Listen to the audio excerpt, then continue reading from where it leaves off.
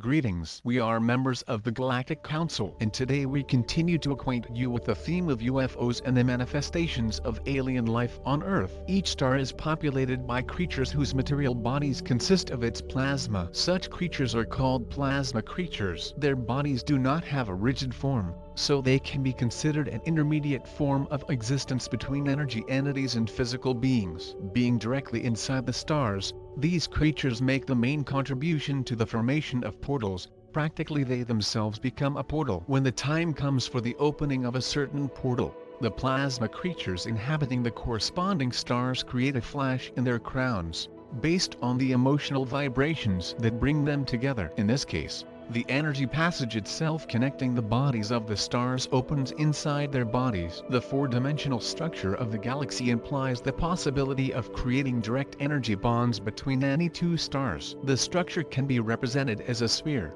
Each point existing on its surface represents it as one of the stars.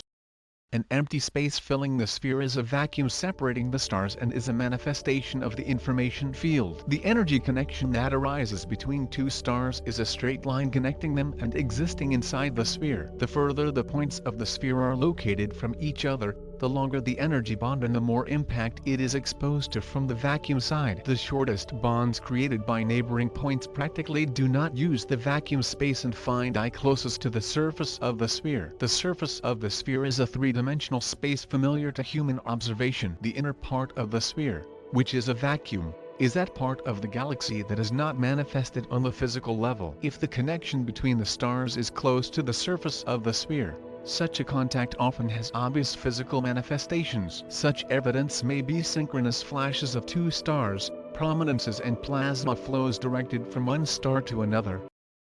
In particular, the impulses created by stars are neighbors creating with the Sun. They are expressed in the temporary enhancement of their luminescence recorded by astronomers. The stream of charged particles coming into the solar system from other stars is the physical expression of the channel being created. Plasma particles filling the stream form the bodies of plasma creatures who left their native stars for strengthening their connection with the Sun. Plasma beings of the Sun act in a similar way, setting off on a reciprocal journey, which becomes the contribution of your star to the resulting resonance. In the event that the stars sense they are located at a considerable distance from the Sun, the connection between them engages the inner part of the sphere of the galaxy and therefore does not manifest itself physically. The momentum created by the stars is directed deep into the body of each of them. Where the portal opens, the channel connecting the stars pierces the surface of the sphere of the galaxy, which is a shell of three-dimensional space dressed in its four-dimensional structure.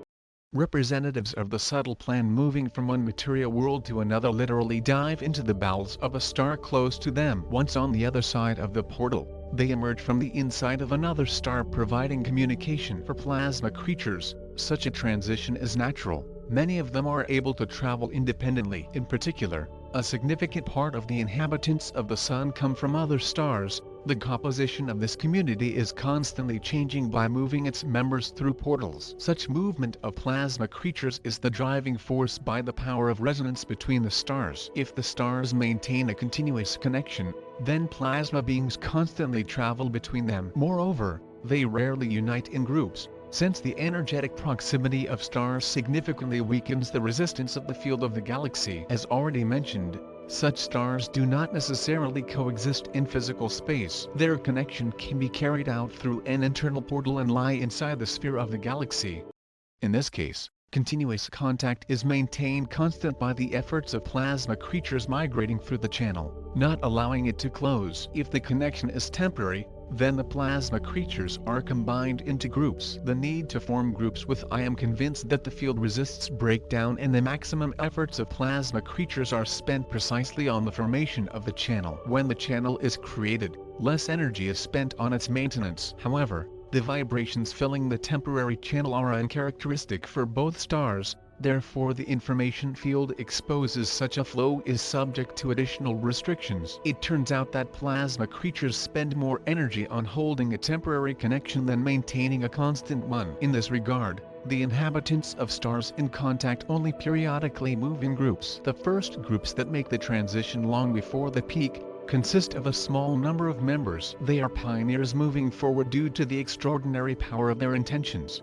The energy bodies of plasma creatures are in close contact with each other and become a shell piercing the border physically. This movement is expressed as a flash of a star, warming its bowels and creating an internal passage. Through several breakdowns created by the first groups, a channel is formed, which then expands subsequent groups. The number of members of groups supporting portal activity is constantly growing, so the channel cross-section becomes wider. The peak intensity is provided by the largest group. After the resonance between the stars reaches its maximum, a gradual narrowing of the channel occurs. As a rule, the resonance is minimized faster. The fact is that the need for breakdowns disappears, and the plasma creatures are less likely to group together. At this stage of portal activity, plasma creatures travel between stars in a free flow. After the expiration of the allotted time for establishing communication, the resistance of the age field M, and plasma creatures who do not see any reason to overcome external influences cease to migrate through the passage.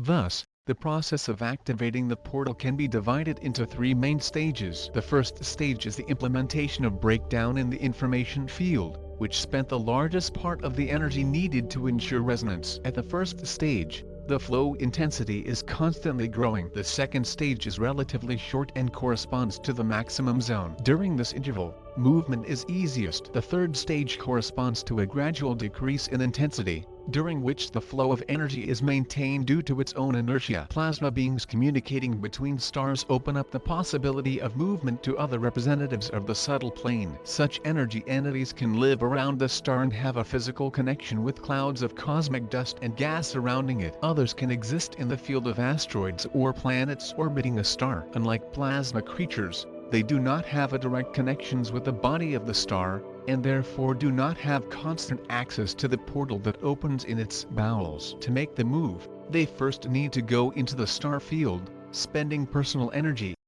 To facilitate this transition, representatives of the subtle plane are grouped. Such a transition is relevant closer to the second stage of the portal, when the channel has already been created and is constantly expanding. Until this moment, movement is carried out only by plasma creatures. At the second stage, the portal can accept large groups, numbering from 100 to 1,000 representatives, leaving entire planets, large asteroids or interstellar clouds. As a rule, large groups solve problems on the scale of whole alien civilizations. The collective energy of the group is spent only on the transition in the field of the star. Further movement is carried out due to the energy of the flow of the star leaving into the bowels and connecting it with the other material world. In general, the passage of the interstellar portal by material beings is in many ways similar to the movement of representatives of the subtle plane. Resonance between the stars creates an attractive force to the body of the star, which is the entry point to the portal. This force provides the acceleration of a physical object moving in space.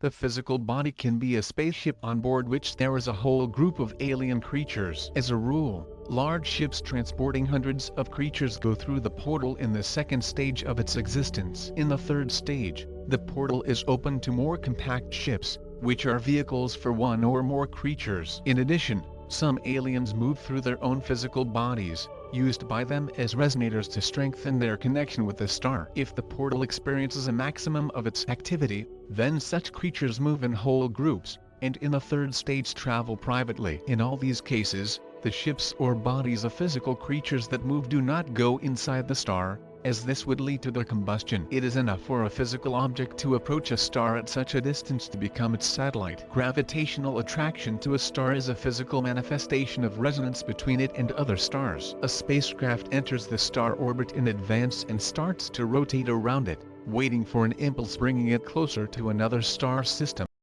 The impulse manifests itself in an increase in gravitational attraction to the star, due to which the ship is literally drawn into it. The ship uses this increased attraction as acceleration, allowing it to develop near light speed and overcome the space vacuum in the shortest possible time, the line separating the stars. At the moment of momentum transfer, the star being the entry point into the portal should be between the spaceship and the endpoint of the route. In this case, the direction of the gravitational force practically coincides with the best trajectory. The ship can only slightly adjust its course of movement so as not to crash into the star, and bypassing it to rush to the desired goal. The short-term increase in gravitational attraction provided by the energy impulse from the side of the star is many times greater than the usual force of attraction in her body. In this regard, A spaceship using this push to accelerate can easily leave the star field, ceasing to be its satellite.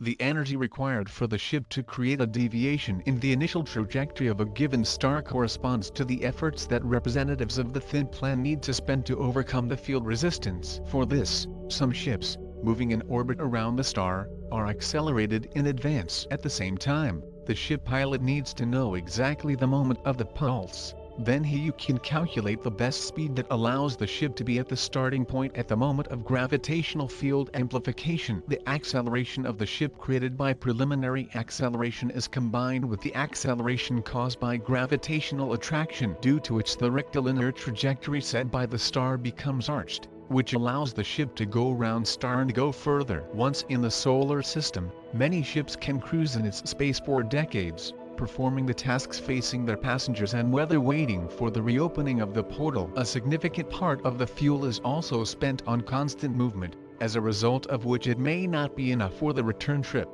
As a result, some alien groups are forced to look for the required resources on the planets of the solar system, and this goal often creates a need for their open contact with Earthlings. Similar precedents have created public opinion, according to which aliens fly to Earth for the extraction of minerals and other resources. Nevertheless, in many cases the fuel for spaceships is the substance that exists in abundance on Earth, but is not typical of the star system from which the ship arrived. In particular, silicates, which are the building material for the Earth's crust, on other planets can be extremely rare sources of energy. A similar resource for some races is water or wood. These substances can only be a link in the complex cycle of chemical transformations used in the ship engine. In view of this, the amount of terrestrial matter is required is often alien to aliens, but it makes up for the lost component that allows you to start the energy cycle. The dependence of the ship crew on the substance of an unfamiliar star system has long forced many civilizations to look for more effective ways to make interstellar leaps.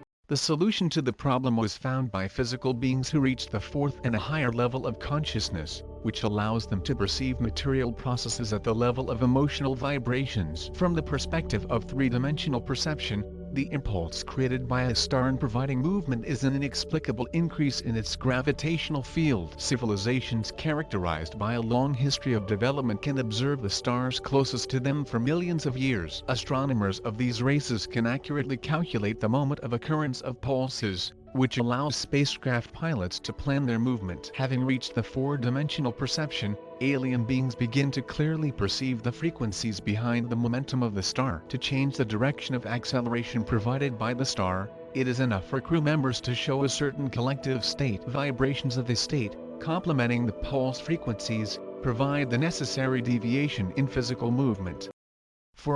In order to make my condition a resource tool, group members need to energetically rally, increasing the resonance between their bodies. Improving mutual understanding between crew members ensures the transition of their consciousness to the fifth level. In fact, the desire to go on a space journey becomes for such alien creatures an incentive for self-development, affecting their emotional sphere and contributing to their spiritual growth. The main motivation for increasing the awareness of members of an alien group is the overall rallying them. Communicating among themselves, the members of such a team begin to better realize the joint task facing them, thereby deepening their collective condition. The energy resonance between the participants of the flight becomes the main engine of the ship.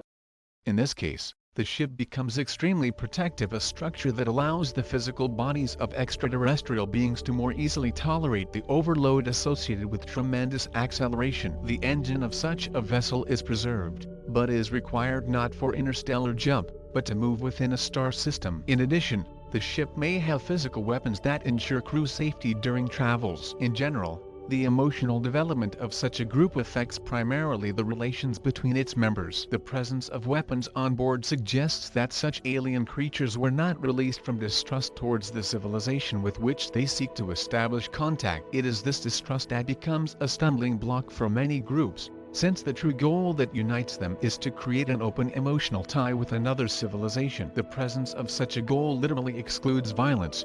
The impact of disharmonious methods used by them are extremely rare, because such actions significantly reduce the vibration group, distorting their collective state, which is the key to their freedom to move and action. Therefore, The disharmonious actions of aliens on Earth should be considered forced, and they are committed only for self-defense. Against the background of many races of the galaxy, humanity is significantly undeveloped in the field of space technology. The reason is the lack of natural motivation for people to fly. It is worth noting that before getting to Earth, mankind has come a long way, including by moving on spaceships. If necessary, flights, people created the most effective means of transportation, not inferior to alien spaceships. Earth was the endpoint of the wanderings of people, as it is the source of their natural experiences. A key tool for moving people into outer space, it became their emotional attraction to the solar system, containing the vibrations closest to them. Within the limits of the solar ring, the Earth turned out to be the most high-quality resonator for mankind. Therefore it was it that pulled your race after the development of other planets of the Earth group. An open acquaintance of humanity with extraterrestrial races is planned in about 20 years. This time period is necessary for people to restore their emotional connection with their own planet, which is the source of their desired experiences. The ability to share this richest state with other inhabitants of the galaxy can be considered one of the horse problems of mankind, for the sake of which it had once gone on a journey and reached Earth. Yours, the Galactic Council.